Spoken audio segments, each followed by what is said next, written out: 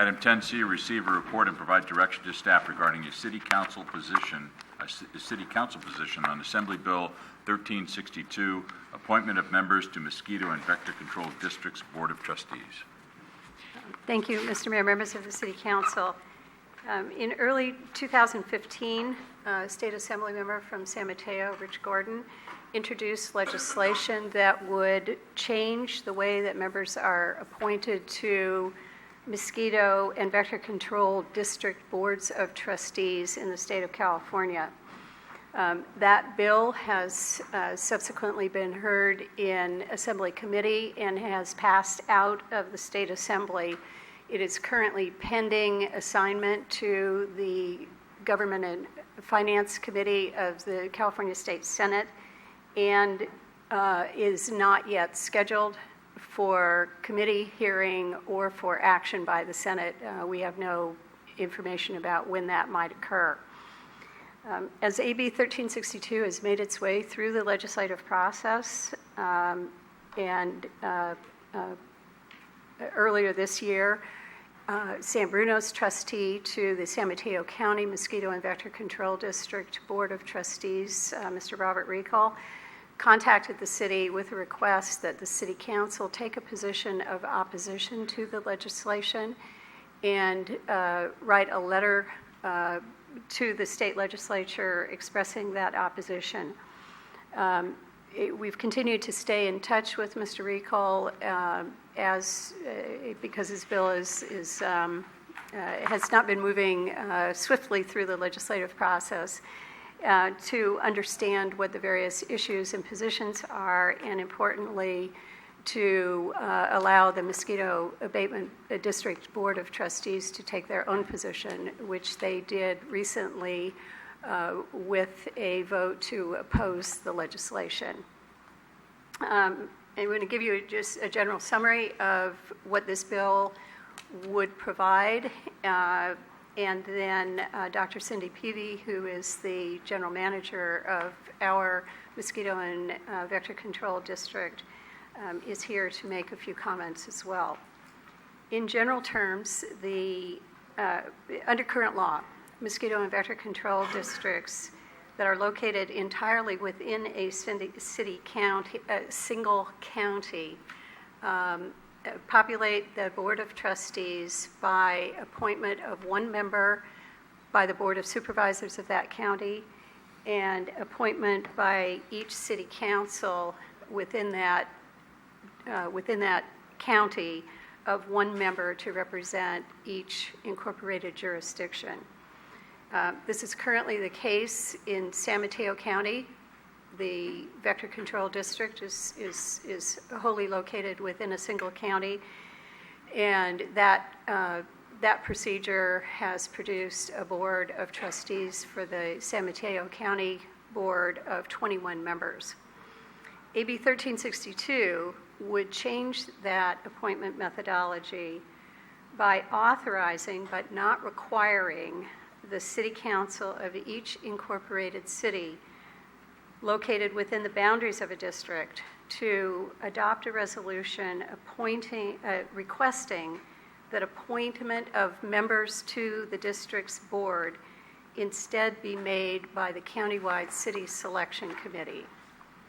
Similarly, if the bill would allow the city selection committee, if requested by a majority of cities within the district, would also allow the city selection committee to determine the number of trustees to the board. So, for example, within San Mateo County, the legislation would allow, if a majority of cities in the county adopted such a resolution, would allow the city selection committee of this county to appoint the members to the Board of Trustees and to determine how large that board should be. Proponents of the bill, including Assembly Members Gordon's office, comment about the potential for inefficiency in governance and management of a district with a large number of trustees on the board. I mentioned that San Mateo County's board has 21 trustees.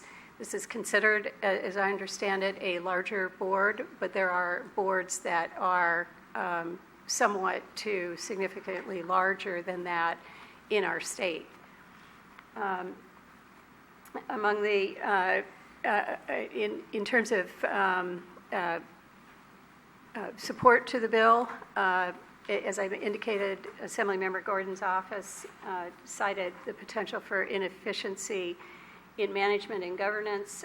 In some communities, there has been difficulty in locating a dedicated member, a dedicated person to appoint to the Board of Trustees. Fortunately, in recent years, we have not had that situation here in San Bruno. We've actually had a very dedicated, very communicative representative to the Board of Trustees in Mr. Reifel.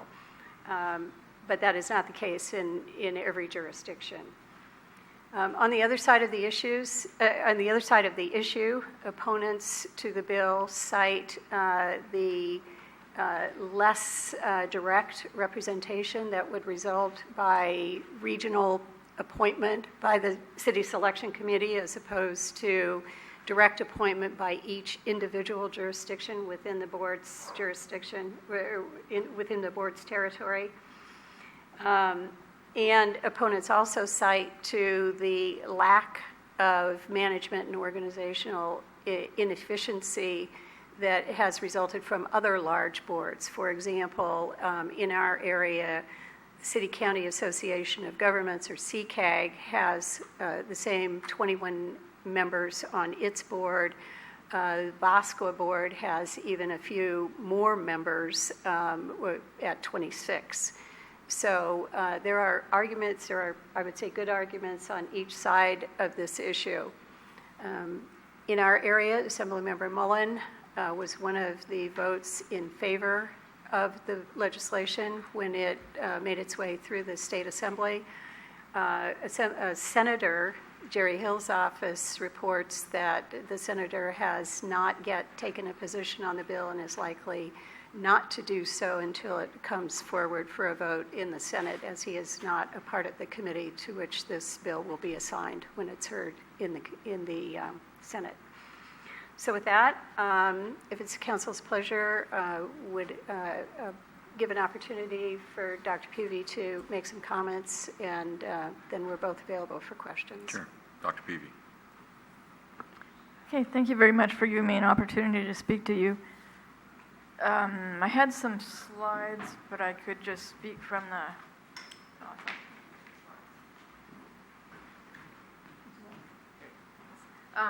Our district is opposed to the bill. Speak right into that mic because Okay. you're on Yeah, TV. okay, sorry. Thank you. Oh,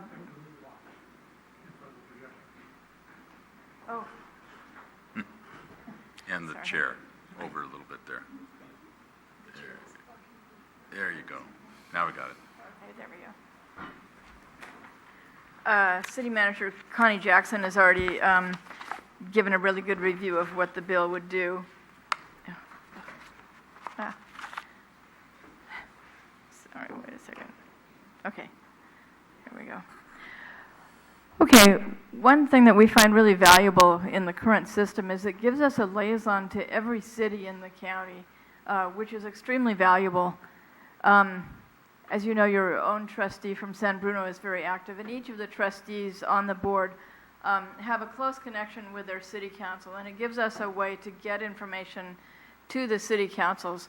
Mosquito issues often are very, very localized. As you know, in the last couple of years, we've had positive mosquitoes for West Nile virus, which has sometimes required us to do neighborhood fogging, and it really helps to have a direct connection to the city who can connect with the neighborhoods, relay concerns from the citizens to us, and relay our issues to the city. We dispute whether or not the large board hampers transparency, in our opinion. the size of the board has nothing to do with transparency. In fact, having a representative from every city gives you more transparency because you have a member that's representing each city that's reporting directly to that city. We also have a very strong committee structure. So one of the arguments that's been made for the bill was whether this really gives good oversight. And what we have in our district is there's a finance committee which has 7 members. And on that committee, there's 3 CPAs, 2 people are former mayors. There's a person that's a former a financial analyst. We have people with degrees in public administration and accounting.